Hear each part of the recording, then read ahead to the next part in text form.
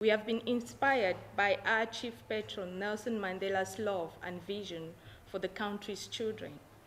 They are the future, and so we invest in giving these vulnerable children the best possible future that they can have. Today marks the beginning of the international campaign, 16 days of activism against the abuse of women and children. This is a global campaign dedicated to ending gender-based violence.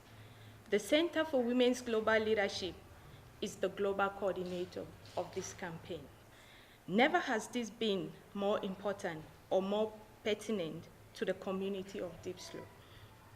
The theme for the 16 days this year is From Peace in the Home to Peace in the World. If there is no peace in our homes, then there will be no peace in the community. We know that what happens at a child's home affects the rest of their lives. We know that many parents cannot feed their children, so we do. Some old statistics from the Medical Research Council still says every 6 hours a woman is killed in South Africa. Every 6 hours a woman is killed in South Africa. So in a day, at least how many women are killed? 4 women are killed by their intimate partners.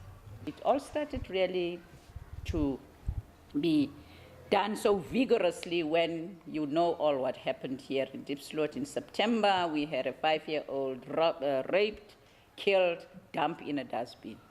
And before we knew where we were, we then, the following month, was it 2 weeks or a week after? 2 weeks.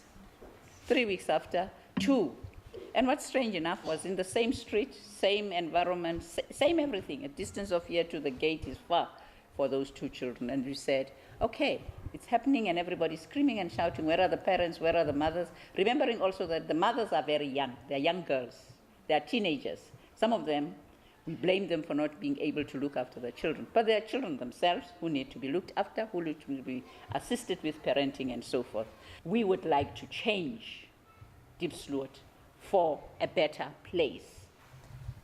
We've had clients say that when they went to the police, they had to spend the first half an hour telling the police that they were not drunk. This is just how they talk.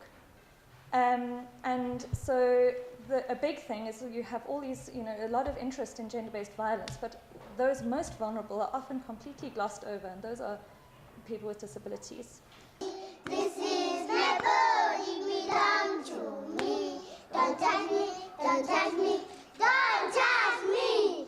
Tell me about the stranger. A stranger is a person you mean don't know, you mean never seen before. What must I do if someone comes to my house and says my mother said